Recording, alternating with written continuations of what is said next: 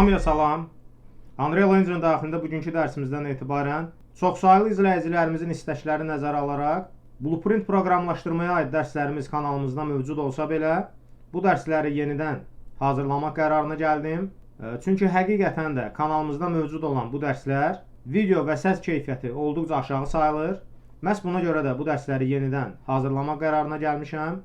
Ümumiyyətcə Unreal Engine mühərriki ilə işləyən zaman mütləq şəkildə bu mühərrikin istənilən sahəsində vizual proqramlaşdırma ilə işləməli oluruq. İstər vizualizasiya və dizayn işləri olsun, istərsə də oyun proqramlaşdırılmasında mütləq şəkildə vizual proqramlaşdırmaya müraciət etməliyik.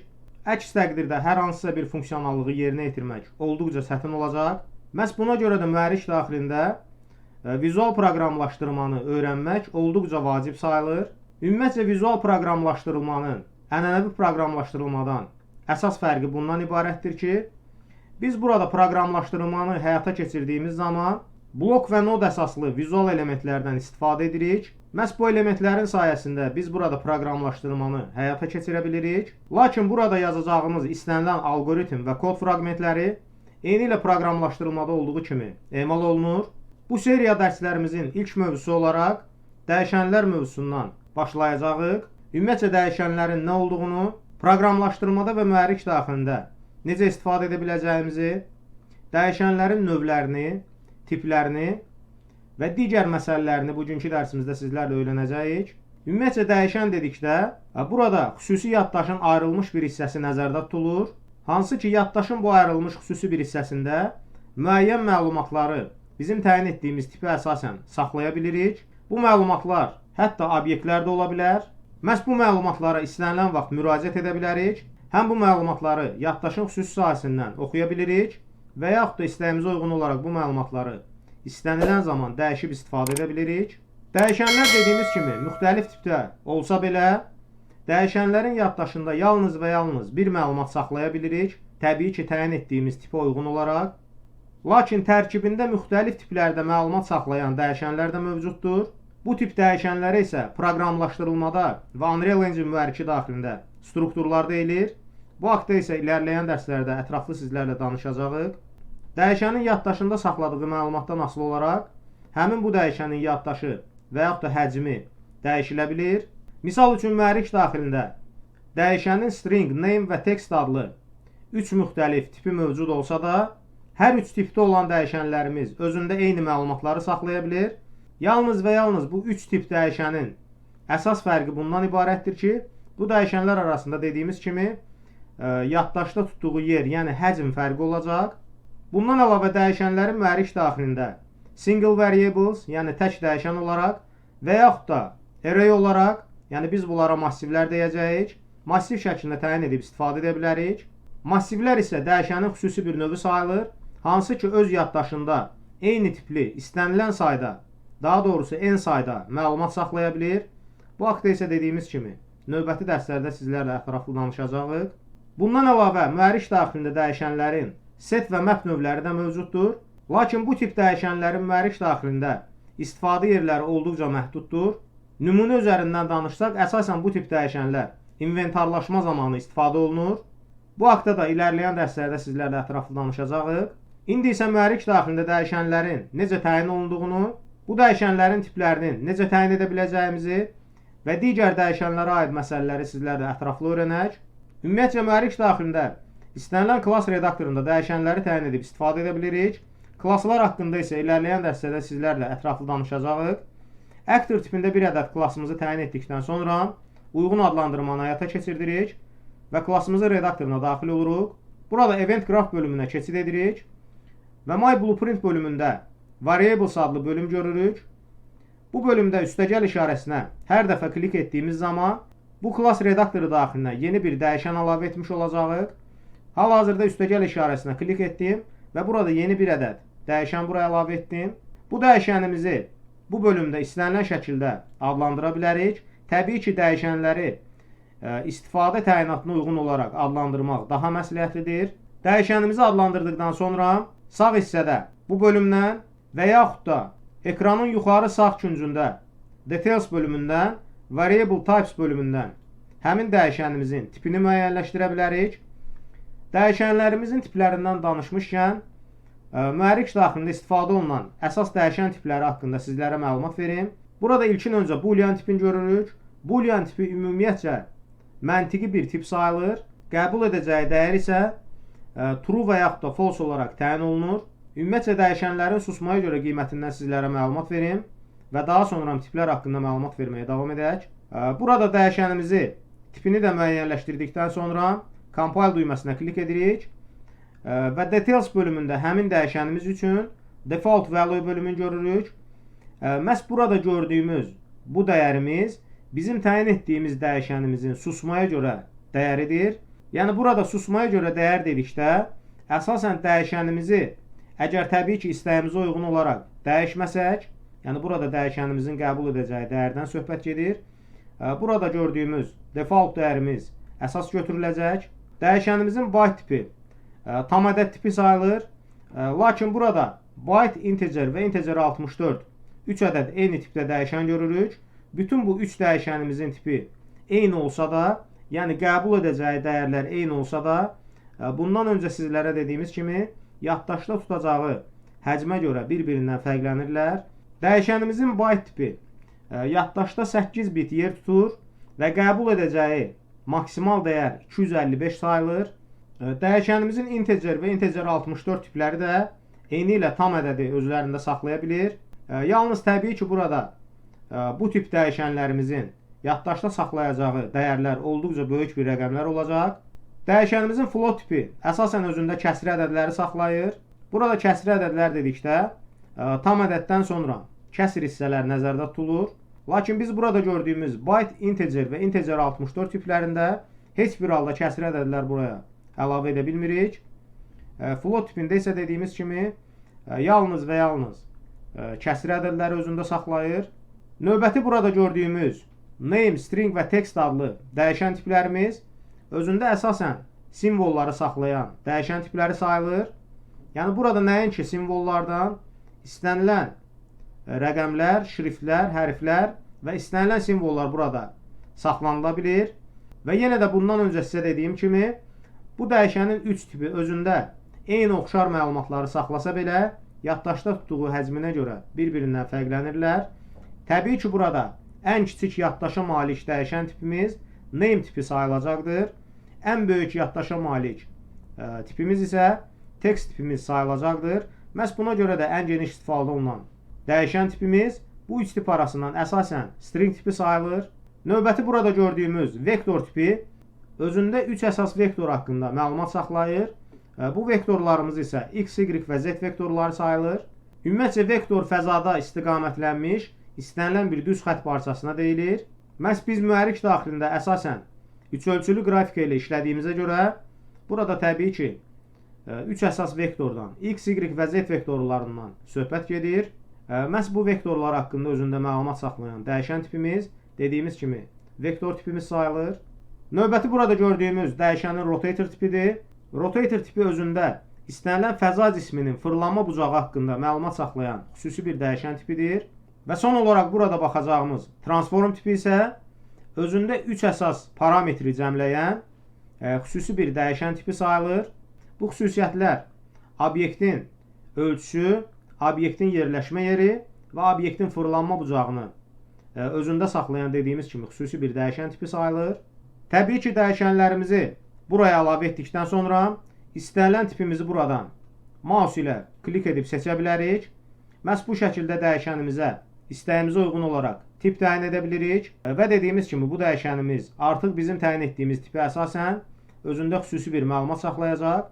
Hal-hazırda burada compile düyməsinə klik edirəm və artıq gördüyümüz kimi bizim bu dəyişənimiz öz tipinə uyğun olaraq default dəyərini burada dəyişmiş sayılır. Bundan əlavə dəyişənlərimizin details bölümündə bir neçə əsas vacib parametrlərə sizlərlə nəzər salaq. İlkin öncə burada description bölümünü görürük. Description bölümü dəyişən haqqında məlumat ötürmək üçün istifadə olunan bir parametr sayılır. Misal üçün mən bu bölümə dəyişənin string tipi olaraq məlumat yazıram və bu bölümə istənilən məlumatı bu şəkildə yazdıqdan sonra My Blueprint bölməsində variable bölümündə öz dəyişənimizin üzərinə mouse'umuzun kursorunu gətirdiyimiz zaman description bölümündə yazdığımız məlumat burada hal-hazırda gördüyümüz kimi görünməyə başlayır. Növbəti instance detail adlı parametrin köməyi ilə bu dəyişənimizi redaktor daxilindən deyil, eyni zamanda birbaşa səhnədən də idarə etməyə bizə imkan verən xüsusi bir parametr sayılır. Misal üçün, bu parametr üzərindən sadə bir nümunəyə baxaq. Klassımız daxilinə əvvəlcə bir ədəd kub əlavə edirəm. Daha sonra bu kubumuzdan referensimizi götürürük və burada götürdüyümüz referensimizin özü belə bir dəyişən sayılır. Məhz daha öncə sizə dediyim kimi dəyişənlər nəinki bizim burada təyin etdiyimiz tipə əsasən və eyni zamanda öz yaddaşında xüsusi obyektləri də saxlaya bilir. Bizim nümunədə bu dəyişənimiz öz yaddaşında burada gördüyümüz kimi statik mesh haqqında özündə məlumat saxlayan xüsusi dəyişənimiz sayılır. Referensimizi götürdükdən sonra add local rotation adlı funksiyadan istifadə edirik. Bu funksiyamızın köməyi ilə bu kubumuzu burada hər tikimizdə fırladacağıq. Eventlər haqqında isə növbəti dərslərimizdə ətraflı sizlərə izah edəcəyəm. Funksiyamızı bura əlavə etdikdən sonra burada delta rotation adlı parametr görürük. Məhz bu parametrimiz daha öncə sizlərə izah etdiyim kimi dəyişənimizin xüsusi rotator tipinə məxsusdur. Bu parametrimizin üzərində mouse ilə sağ klik edirik və burada split struct pin adlı bölümü seçirik və biz bu dəyişənimizi bir növ vektorlar üzrə ayırmış oluruq.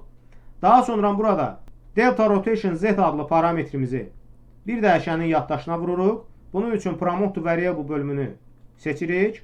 Daha sonra compile düyməsinə klik edirik və bu dəyişənimizin susmaya görə qiymətini əvvəlcə 2 olaraq təyin edirik. Yəni burada təyin etdiyimiz 2 bizim obyektimizin fırlanma bucağı nəzərdə tutulacaq və eyni zamanda bu dəyişənimizin details bölümündən instance detail adlı parametri aktivləşdirirəm və daha sonra compile və save düymələrinə klik edirəm. Səhnədə hal-hazırda bu klassımızı yerləşdirirəm və burada oyun rejimi olaraq simulate adlı bölümü seçirəm və gördüyümüz kimi bizim kubumuz təyin etdiyimiz bucaq ilə fırlanmağa başlayır hər tikdə və eyni zamanda biz bu klassımızı seçdiyimiz zaman details bölümündə delta rotation z adlı parametri görürük.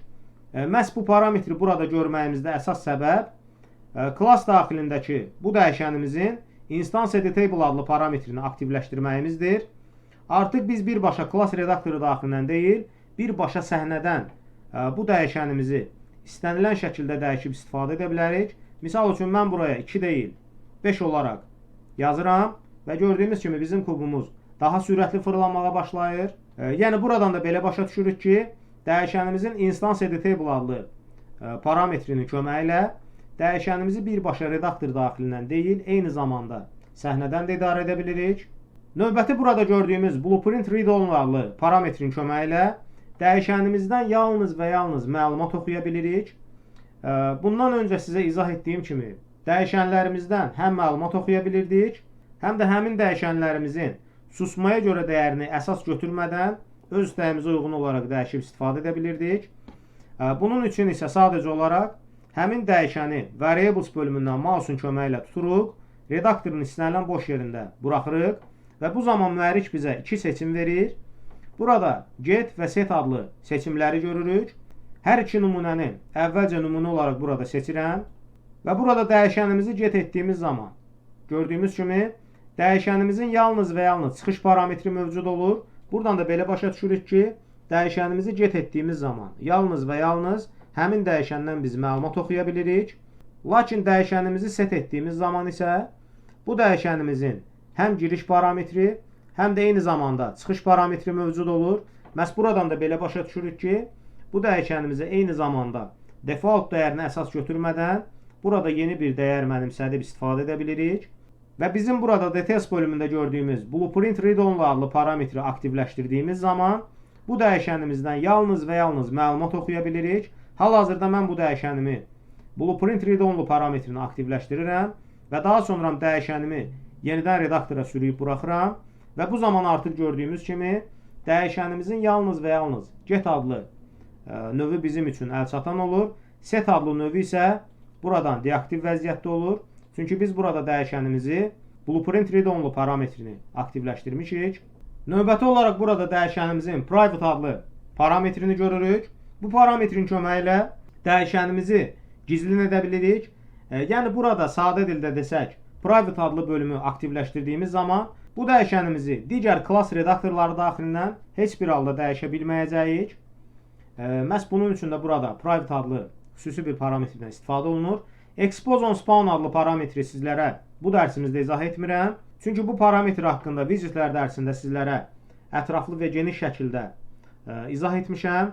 Növbəti olaraq burada kateqoriya bölümünü görürük. Kateqoriya parametrinin köməyi ilə öz buraya əlavə edəcəyimiz dəyişənlərimizi müəyyən qruplara ayırıb rahat bir şəkildə istifadə edə bilərik. Misal üçün bizim burada əlavə etdiyimiz ilk 3 dəyişənimiz xüsusi bir əməliyyatı yerinə yetirə bilər.